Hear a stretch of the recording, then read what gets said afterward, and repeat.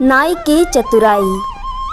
एक समय की बात है, किशनपुर नाम के राज्य में गोपाल रोज अपने नाई के औजारों का डिब्बा लेकर निकलता और गांव के एक पेड़ के पास बैठ जाता, जहां लोग उससे बाल कटवाने आते थे। अरे सर जो तेरा चक्कर आए और दिल डूबा जाए, ओहो आजा प्यारे पास हमारे, काहे घबराए, ओहो ओहो। अरे भैया जरा सुनिए, क्या गोपाल नाई तुम ही हो? अरे हाँ हाँ भैया, मैं ही हूँ गोपाल नाई। किस तरह के बाल कटवाने हैं आपको? अरे ऐसे बाल काटूंगा कि आपकी पत्नी भी आपको पहचान नहीं पाएगी। अरे नहीं भाई नहीं, मुझे नहीं कटवाने बाल। मैं तो महाराज का दूत हूँ। महाराज ने आदेश दिया था कि राज्य में सबसे प्रसिद्ध नाई को लेकर आओ। अरे राजदूत हैं, बैठिए बैठिए। अरे यह तो मेरा सौभाग्य है जो मेरी कला को पहचान मिल रही है। बताइए बताइए, कब आना है महाराज से मिलने? अरे भाई कब क्या, अभी चलो, महाराज की दाढ़ी और बाल जो काटने हैं। जी जी चलिए चलिए, मैं अभी चल देता हूँ। दूत गोपाल को राजा के कमरे तक ले गए। राजा नरसिंह देव अपने कक्ष में बैठे थे और दूत को आता देख वह उससे कहते हैं, यही है राज्य का सबसे होनहार नाई? जी महाराज, लोग तो यही कहते हैं। क्षमा चाहता हूँ महाराज, पर यह तो आपका बड़प्पन है। मैं तो अपनी कला पर बहुत भरोसा करता हूँ महाराज। अच्छा ऐसा है तो फिर आओ, जल्दी से मेरे बाल और दाढ़ी काट दो। लेकिन याद रखना, एक राजा पूरे राज्य का प्रतिनिधि होता है और इस कारण उसका मुख एक राजा के भांति भी दिखना चाहिए। गोपाल राजा के बाल काटने लगता है और साथ ही उनसे कई सारी बातें भी करता है। राजा को गोपाल की बातें और उसका काम दोनों ही बहुत पसंद आते हैं। फिर राजा कहते हैं, अरे वाह, बहुत बढ़िया, तुम तो सचमुच बहुत ही उत्तम दर्जे के नाई हो। अब हर 15 दिनों में तुम यहाँ आ जाना और मेरे बालों को काट जाना। ऐसे ही गोपाल कुछ ही दिनों में राजा का चहेता हो गया और बाल काटने के साथ साथ वह दरबार में भी बैठने लगा। यह बात मंत्री वीर सिंह को पसंद नहीं आई। आज वह दरबार में गोपाल नाई के लिए एक षड्यंत्र रचकर आया था। महाराज की जय हो, महाराज की जय हो। आओ आओ वीर सिंह, आज कौन सी नई बात लेकर आए हो मनोरंजन के लिए? जी मैं बहुत खास सवाल लेकर आया हूँ महाराज। मैं पूछना चाहता था कि क्या आपकी दाढ़ी को कोई छू सकता है, और यदि किसी ने छू ली तो उसके साथ क्या होगा? तभी राजा का दूत कहता है, अरे यह आप कैसी बातें कह रहे हैं? उसके लिए उसे कारागार में डाल दिया जाएगा। क्षमा कीजिएगा दूत जी, पर ऐसा एक व्यक्ति है जो इस सभा में बैठा है। यह सुनते ही महाराज आग बबूला हो जाते हैं। महाराज कहते हैं, तुम्हें आदेश देता हूँ, उसे तुरंत कारागार में डाल दिया जाए। बताओ वीर सिंह, कौन है वो द्रोही? तभी वीर सिंह बड़ी प्रसन्नता के साथ कहता है, आपका नाई गोपाल। फिर महाराज का दूत कुछ कहने ही वाला होता है, तभी वीर सिंह उसे रोकते हुए कहता है, महाराज आदेश दे चुके हैं दूत, अब वह वापस आदेश नहीं ले सकते। मंत्री जी, तुमने मुझे अपनी बातों में उलझाकर इसे बड़ी गंभीर समस्या बना दिया है। मैंने ऐसा कुछ नहीं किया है महाराज। आपको भी अपने हर आदेश से पहले थोड़ा सोच विचार करना चाहिए। महाराज काफी चिंतित हो जाते हैं। एक तरफ उनकी पुष्टि ना करने की गलती और दूसरी मंत्री की उलझा देने वाली बातें। यह बात जल्दी ही गोपाल नाई तक पहुंच जाती है। गोपाल नाई महाराज के पास आकर कहता है, क्षमा कीजिए महाराज, आपके आदेश की पूर्ति के लिए तो मैं सूली पर भी चढ़ जाऊं, पर मेरी विनती है कि आप ये अपना आदेश वापस ले ले। आप तो महाराज है ना, आप तो कुछ भी कर सकते हैं। मैं तो आपके भले के लिए कह रहा हूँ महाराज, यह आदेश आपके लिए जंजाल बन सकता है। गोपाल नाई की बात को सुनकर दूत को गुस्सा आ जाता है। वह कहता है, तुम्हारे कहने का तात्पर्य क्या है? क्या तुम महाराज को धमका रहे हो?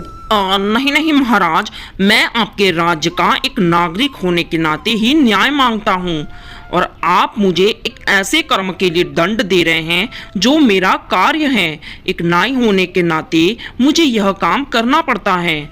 आप मुझे छोड़ दे।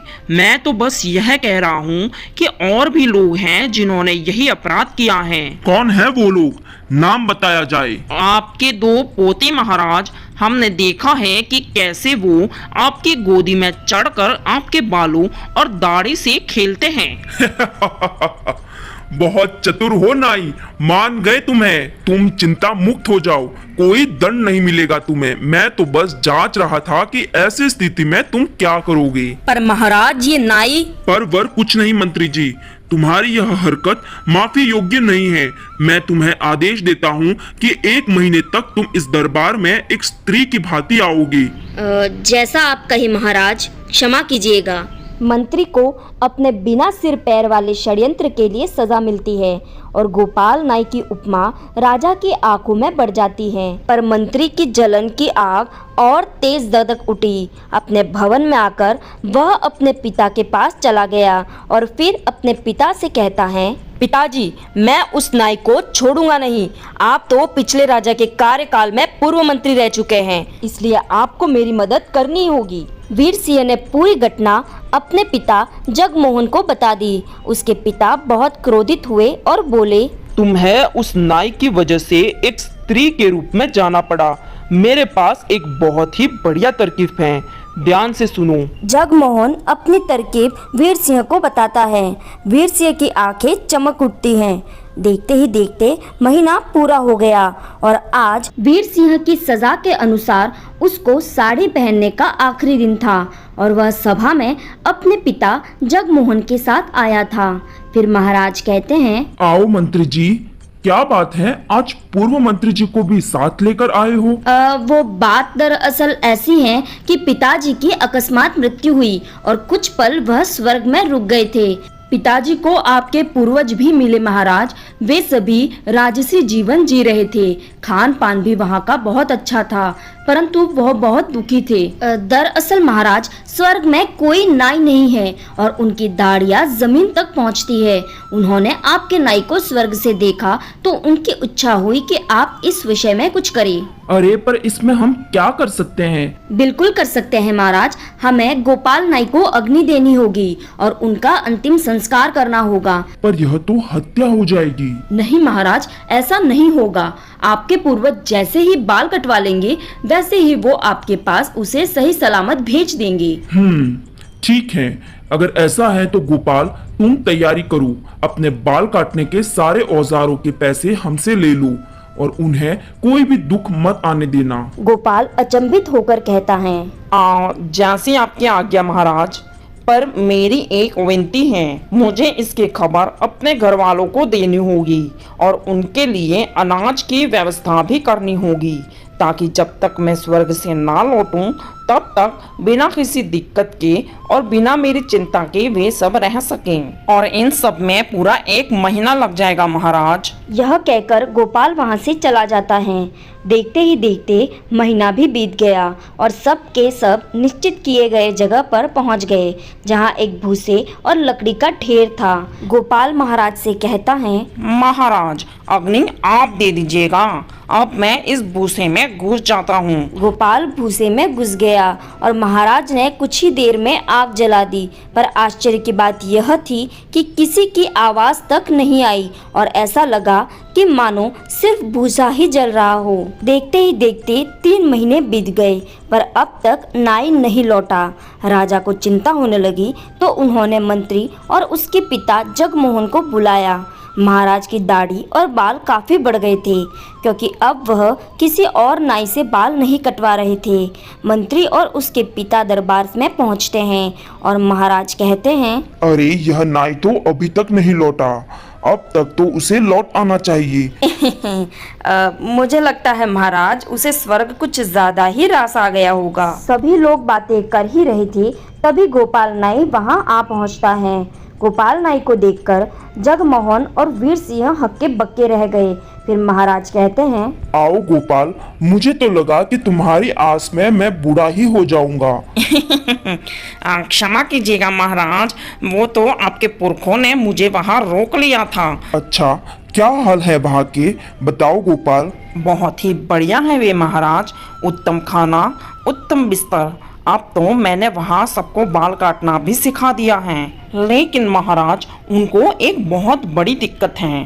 दरअसल स्वर्ग के 2 मंत्रियों ने अभी हाल ही में धरती पर जन्म लिया है और उन्हें 2 चतुर और उनका मनोरंजन कर पाए ऐसे 2 मंत्रियों की जरूरत है।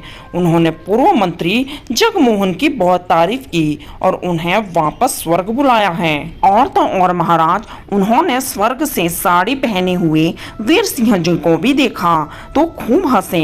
उन्होंने कहा है कि इन्हें भी साथ भेजना। महाराज आदेश देते हुए कहते हैं, प्रबंध किया जाए, दोनों मंत्रियों को आज ही भेजा जाएगा। और तो और तुम्हारे परिवार में तुम दोनों ही हो तो रुकने की आवश्यकता है ही नहीं, तो आज ही तुम दोनों को स्वर्ग के लिए रवाना किया जाएगा। नहीं नहीं महाराज, क्षमा कीजिएगा, इसमें मेरी कोई गलती नहीं है, सारी गलती पिताजी की है। उन्होंने मुझे सुझाव दिया था। अरे अरे, तुम बेटे हो या कसाई, गोपाल से छुटकारा पाने तुम ही आए थे ना मेरे पास। तभी महाराज कहते हैं, यह तुम दोनों अचानक क्या कहने लगे? हाँ, यहाँ दोनों क्या बताएंगे महाराज, मैं बताता हूँ। महाराज दरअसल स्वर्ग का कोई रास्ता ही नहीं है और ना ही मैं कभी स्वर्ग गया। इन्होंने षड्यंत्र रचा ताकि मैं राज्य छोड़ दूं या मर जाऊं, लेकिन मैं भागा नहीं। 1 महीने के समय में भूसे की चिता के नीचे सुरंग खोदी और वहां से भाग निकला। महाराज को बहुत गुस्सा आता है और वह कहते हैं, यह तुमने क्या नाटक लगा रखा है? तुम दोनों की हिम्मत कैसे हुई मेरे पुरखों का मजाक उड़ाने और गोपाल को मारने का षड्यंत्र रचने के लिए? मैं तुम्हें आजीवन कारावास की सजा सुनाता हूँ। वीर सिंह और उसके पिता जगमोहन क्षमा की भीख मांगने लगे, लेकिन तभी सैनिक उन्हें वहां से ले गए और कारागार में डाल दिया। गोपाल नाई की सूझबूझ ने राज्य के 2 भ्रष्ट मंत्रियों को सजा दिलाई। होशियार नाई से खुश होकर राजा ने उसे कई रत्न और आभूषण दिए। इसके बाद से गोपाल राजा का एक बहुत बड़ा सहायक बन गया। ऐसी ही कहानियाँ देखते रहने के लिए हमारे चैनल को सब्सक्राइब करें। वीडियो अच्छा लगा हो तो इसे लाइक करें, चैनल को सब्सक्राइब करें एंड शेयर करें। धन्यवाद।